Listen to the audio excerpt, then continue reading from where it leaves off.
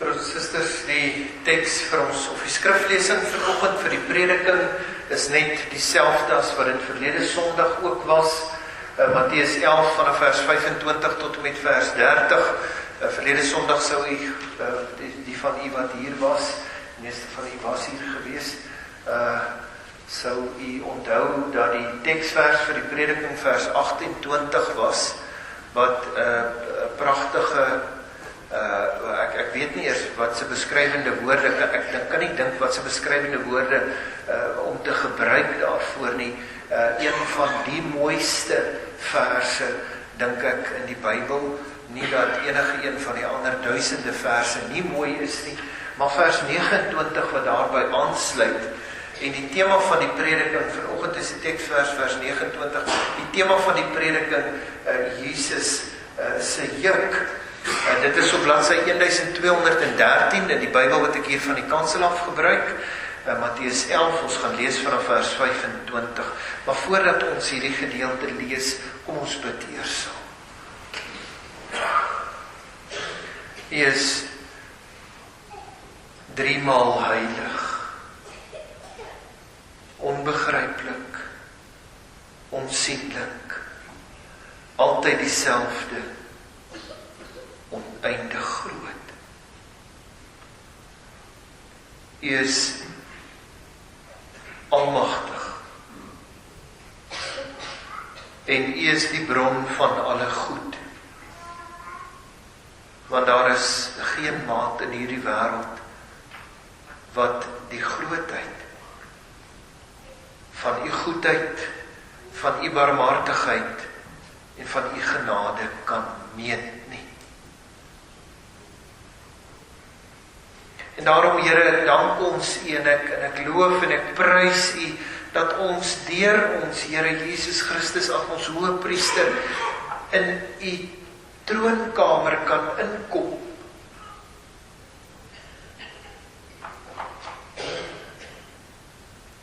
En dat ons by U kan kom pleit. Dat U ons ook genadig sal wees wanneer ons hier lees uit Matteus 11.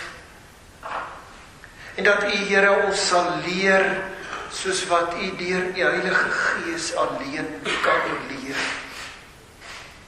En dat U hierdie woorde sal laat inbrand in ons harte, sodat ons nie net sal verstaan vir ons eie lewens nie, maar Here, dat ons ook sal deel.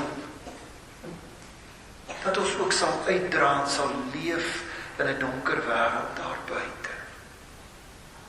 Dit vra ek in Jesus se naam. Amen.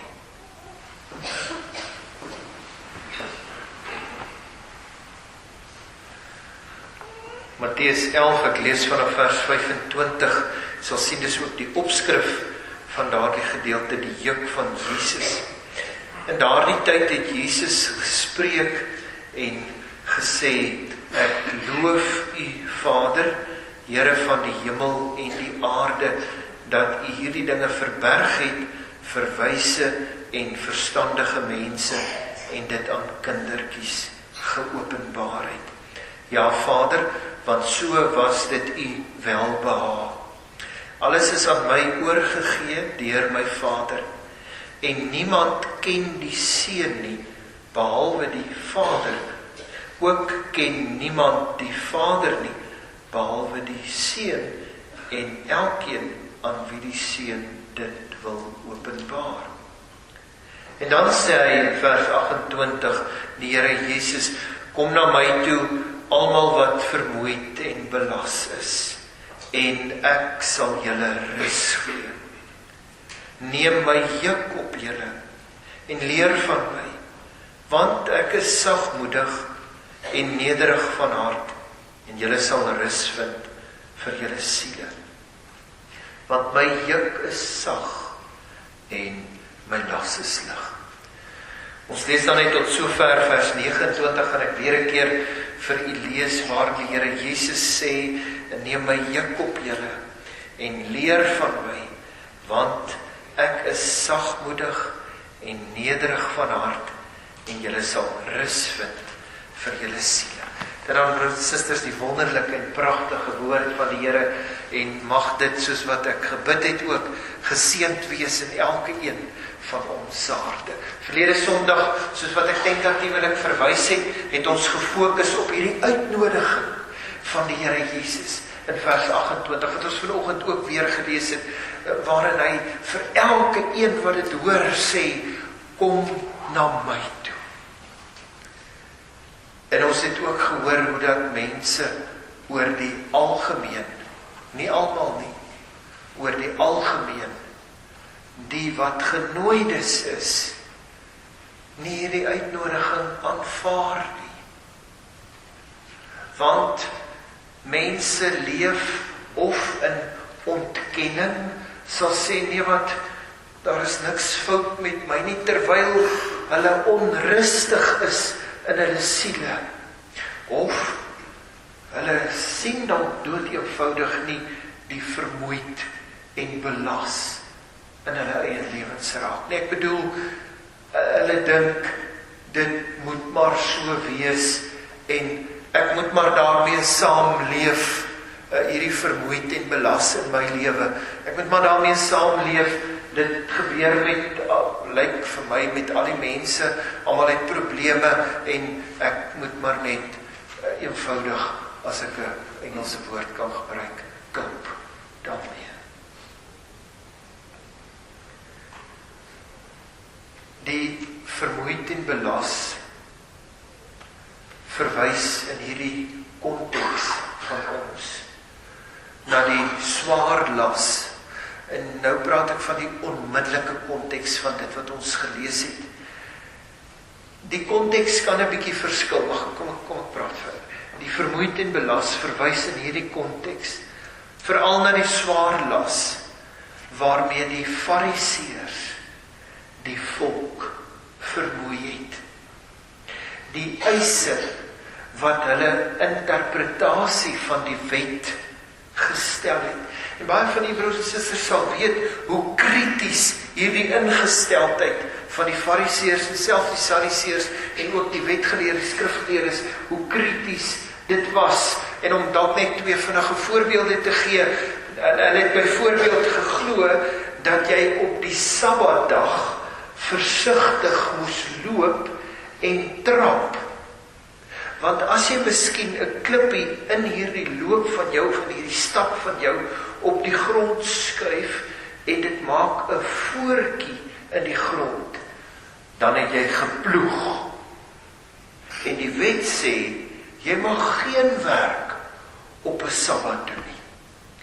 Wanneer iemand dalk op die Sabbat, dis ook een van hierdie meer as 600 wette, uitgebreide wette van die Fariseërs of van die Judaïste in daardie tyd, wanneer iemand dalk op die Sabbat in 'n gat geval het, en jy wil die persoon help om daar uit te kom, die persoon kan nie self daar uitkom nie, jy wil die persoon help om uit die gat te kom, dan het die Fariseërs gesê, jy mag nie 'n tou gebruik om af te gooi en hierdie persoon uit te trek nie. Jy moes 'n stok gebruik, 'n harde stok, want 'n tou is buigbaar.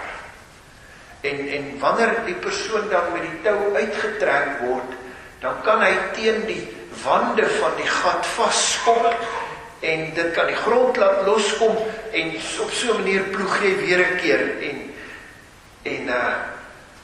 die persoon mag geen werk op 'n Sabbatdag doen nie. En ek dink, dit klink vir die meeste van ons, ek dink eintlik vir almal van ons klink dit so belaglik, om so te redeneer of om so te interpreteer. Maar dit, my liewe broer en suster, was die swaar juk wat die Fariseërs op die geloofsgemeenskap van destyds geplaas het. En ek dink die meeste van ons weet ook, of behoort te weet, as ek dit so kan uitdruk, weet ook wat 'n juk is. Die swaar is 'n belangrike woord, die swaar hout, harnas, wat vir een of meer osse gemaak word, en vaskom aan die voorwerp wat die osse veronderstel is om te trek. Dit was swaar. Dit was moeilik. As 'n os 'n juk dra, dan beteken dit ook dat daar 'n lang dag se werk op hom wag, waarin die juk ook boonop nog sy skof sal skaaf of skuur en die spiere sal seermaak. Was nie lekker nie, om die minste daarvan te sê.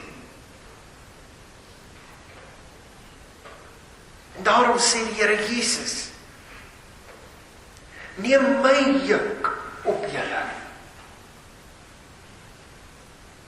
Hy sê, is nie swaar nie, hy sê, ek sal julle rus gee.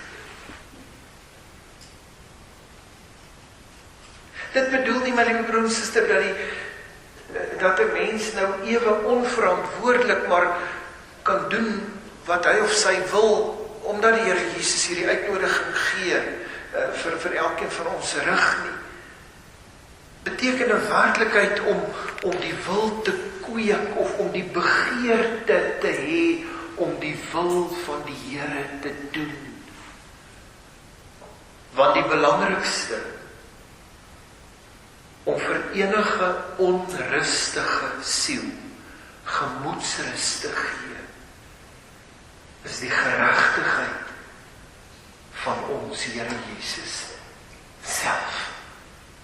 Geregtigheid beteken dat hy ons losgekoop het van die ewige dood, dat hy vir ons die ewige lewe wil gee, dat hy vir ons geregtigheid verdien het voor God die Vader. Mense wat nie ontzag het vir die Here nie, sê of leef dan dat hulle God nie nodig het. Mag kom ek hierdie geregtigheidsgedeelte. En dit bring ons broers en susters by die ek sal self, waaroor ons waar ek verlede week ook gepraat het. Ek sal self doen, is goed vir vryheid. Want 'n mens kry nie verniet nie. Mense wat verniet kry, word slawe van daardie betrokke stelsel, net soos wat die Israeliete in Egipte slawe van daardie betrokke stelsel geword het. Het sy of dit dan nou in vandag se tye in jou huis is, en of dit in jou gesin is, en of dit een of ander toelaag is wat die regering uitdeel. Mense word slawe van daardie stelsel omdat hulle verniet kry. Self doen, selfwerk maak vry van sulke stelsels. Maar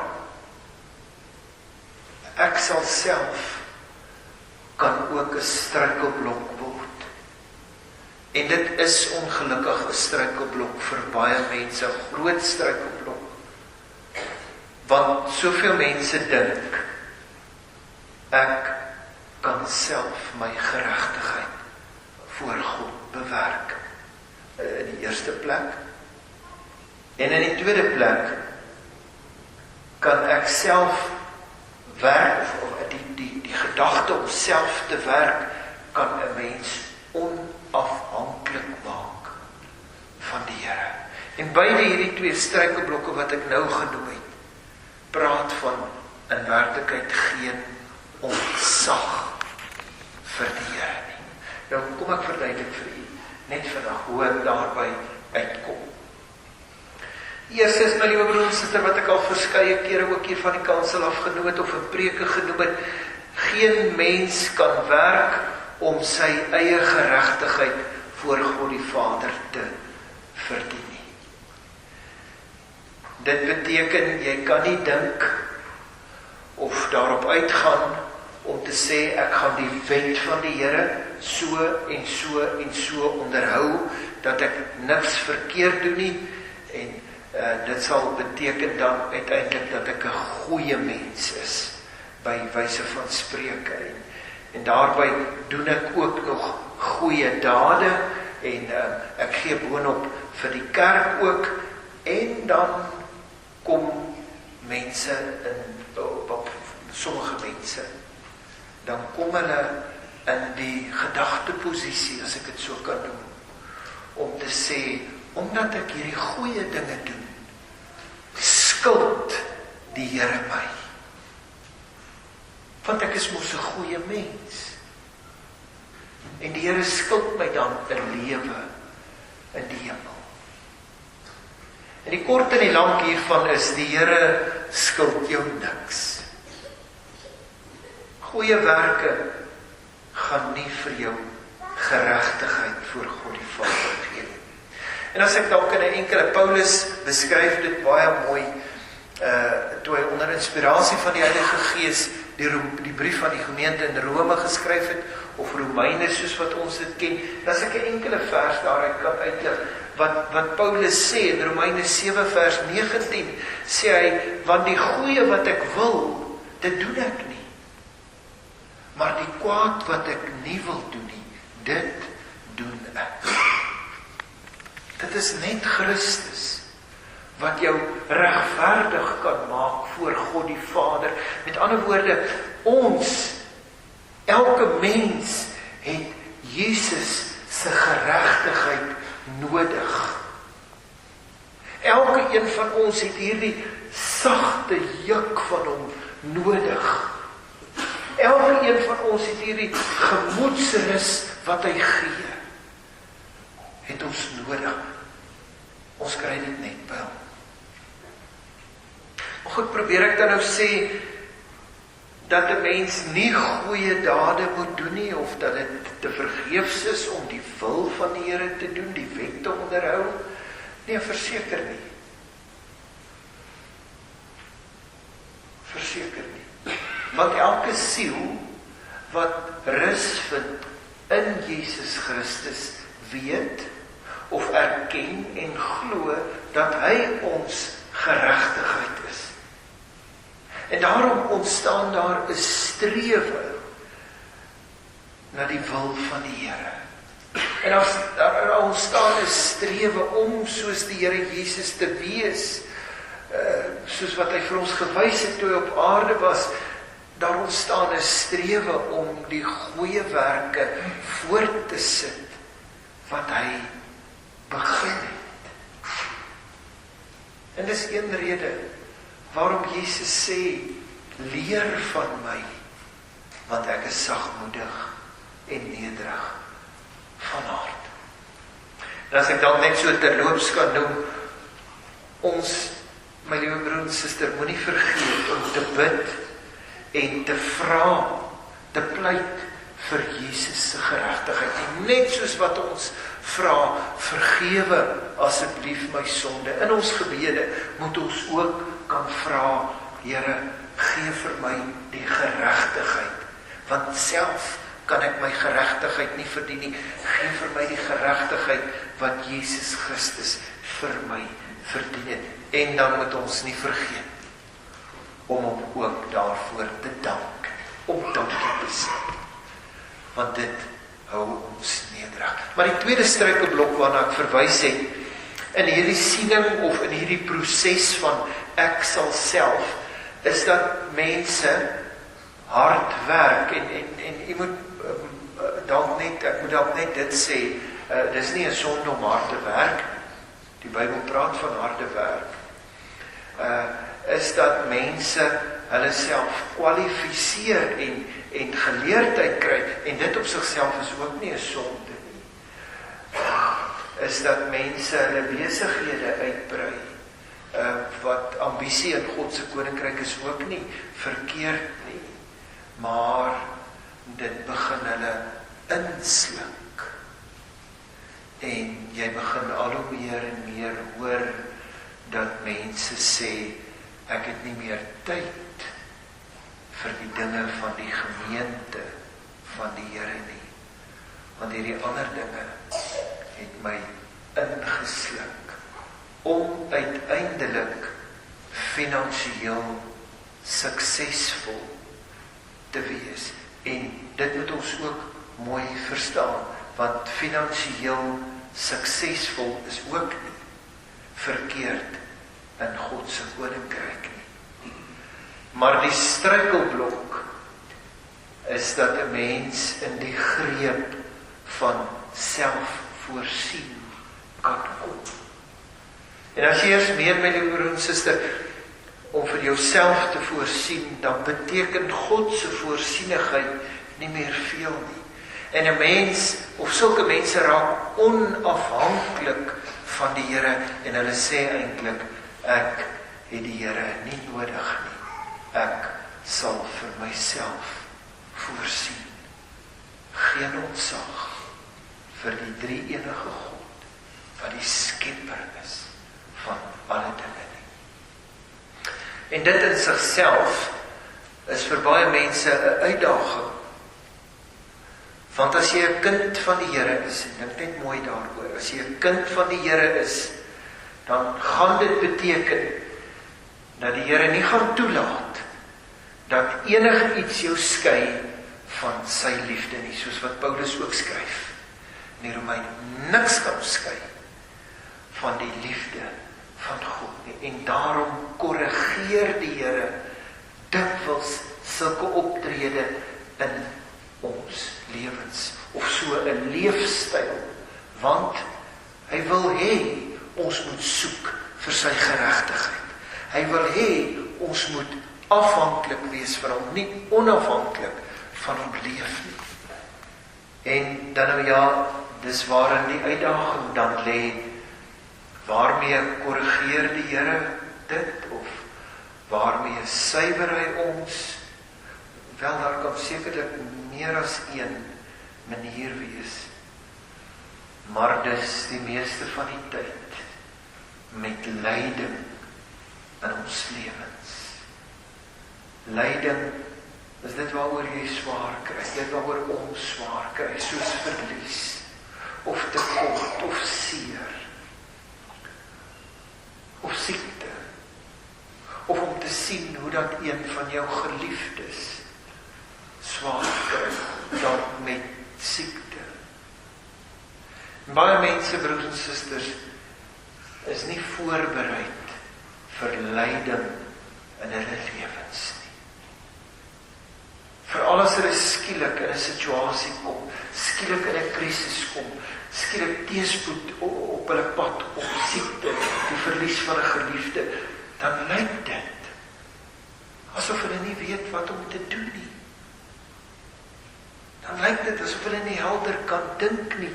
Dit lyk asof hulle verward is in daardie omstandighede. En dis waarom die Here Jesus sê, leer van my, want ek is sagmoedig en ek is nederig van hart. In werklikheid dink ek, dit is geloofslogies, want om van Jesus te leer, die Here Jesus het eintlik daarna verwys in die eerste gedeelte wat ons gelees het, vers 25 tot vers 27, het hy daarna verwys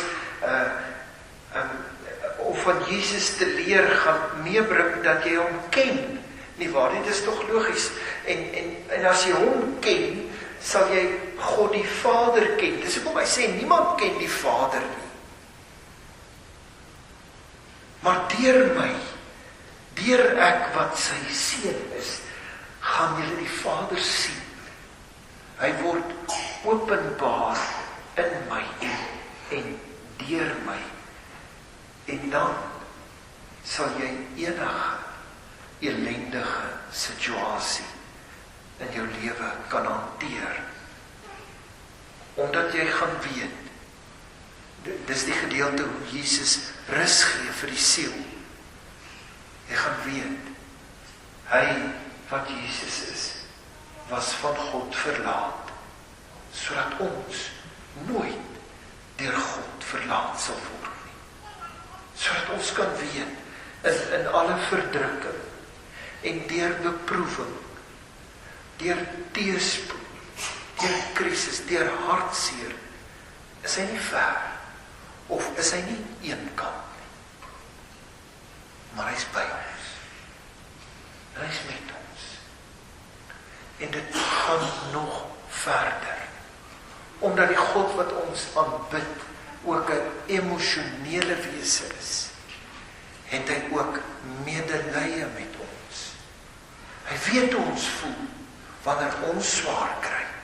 Hy weet presies, omdat die Here Jesus ook swaar kry, en seer kry, en vernedering ervaar toe hy hier op aarde was. Ek het geskryf daaroor die kenbeginsel. Wel, ek noem dit die kenbeginsel. En wanneer ek sê ek het geskryf daaroor, is iets wat ek self uitgedink het. Die Bybel leer dit vir my. Daar is 3 kenne in die kenbeginsel. En die eerste een sê, God ken jou. Net soos wat hy vir Jeremia gesê het in Jeremia 1 vers 5, voordat jy in die moederskoot verweef was, het ek jou geken. Dink jy dis nie dieselfde met jou ook nie? Het ek jou geken. Die tweede ken sê vir my, as God jou ken, en hy ken jou so goed, dan moet jy jouself ook toch sekerlik leer ken, nie waar nie? En ek weet, ons doppers, of gereformeerde tradisie sal ons wel sê, nee, jy moet nie jouself tweedens ken nie, maar jy moet jy vir God leer ken, weet. Maar dit werk nie so nie.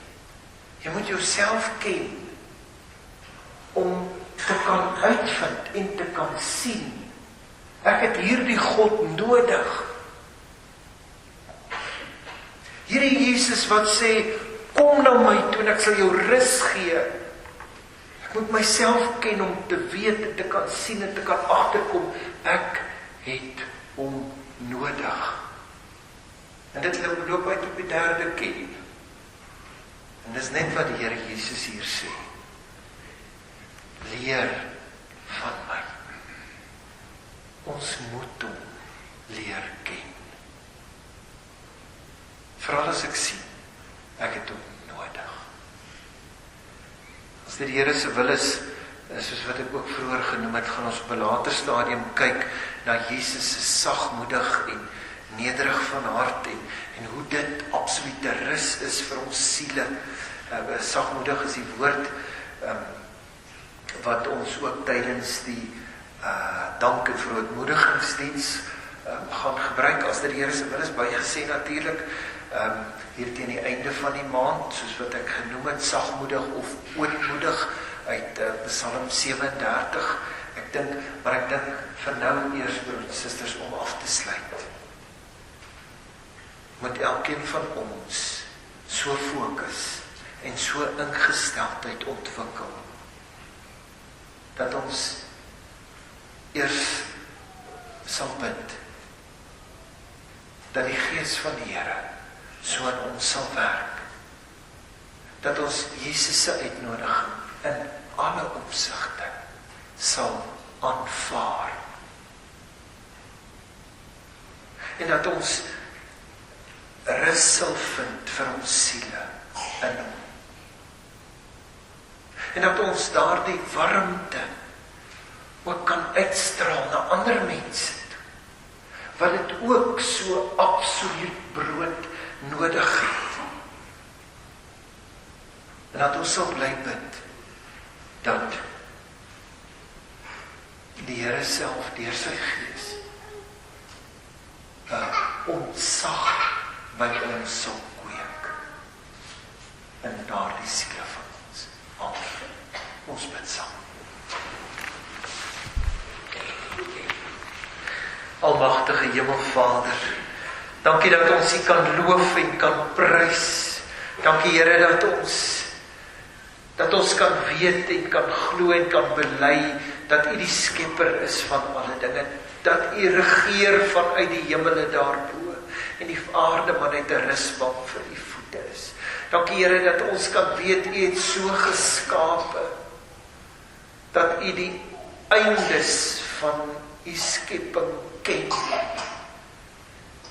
en dat dit vir U in U grootheid, in U godheid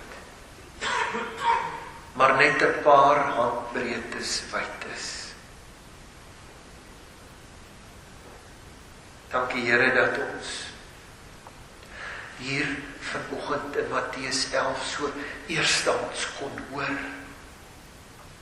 hoe dat U bemoeienis maak met elkeen van ons, hoe dat U seun ons Here Jesus aarde toe gekom het om ook persoonlik hierdie uitnodiging vir elkeen van ons te gee om te sê, kom na my toe.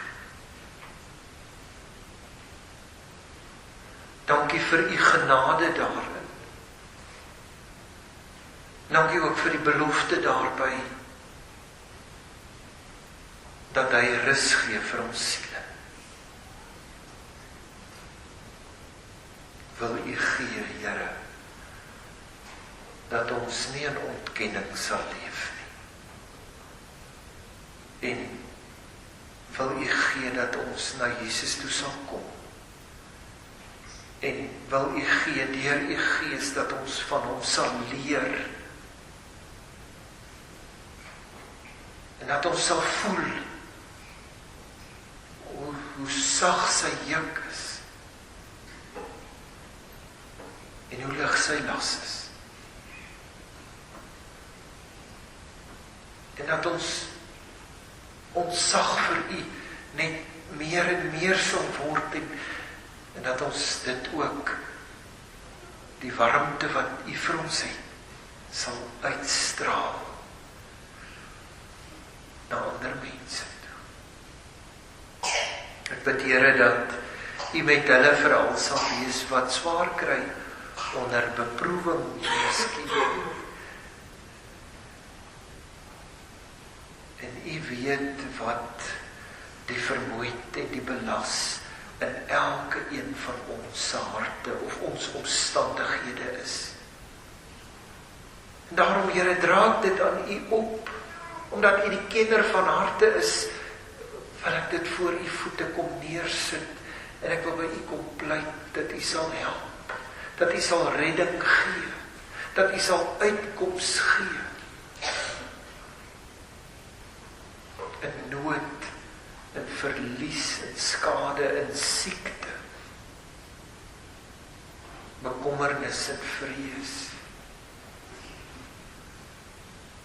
dat U sal verlos, dat U sal antwoorde gee, as dit U wil is. En dat U, Here, ook vir ons elkeen sal laat besef, dat deur hierdie beproewinge, wil U wegvat, dit wat skeiding maak tussen ons en U.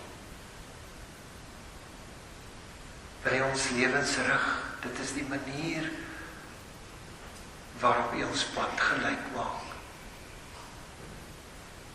Daarom bid ek, Here, dat ons op daardie gelykpad al juigende en al jubelende sal loop en U sal loof en sal prys en sal eer, omdat U die lewende God is. En ek bid ook dat U met ons sal wees in hierdie dag verder en in hierdie week wat voorlê. Uit onsself, Here, kan ons nie, maar ons kan U verheerlik met dit wat ons doen en gee, Here, dat ons net dit sal doen. Dat ons U sal eer en U naam sal eer met dit wat ons doen. Met ons gedagtes, met ons woorde, met ons dade. En dat dit ook goed sal wees in U oë. En ek bid, Here, vir die onderskeidingsvermoë van U Gees, om in ons harte te sê en te druk, dat wanneer ons miskien iets wil doen wat nie na U wil is nie, wat verkeerd is, dat U ook vir ons daarvan sal bewaar. Bewaar ons van die bose, en gee vir elkeen van ons 'n rein hart, Here. Dit bid ek in Jesus ons Verlosser, ons Saligmaker, sy heilige naam alleen. Amen.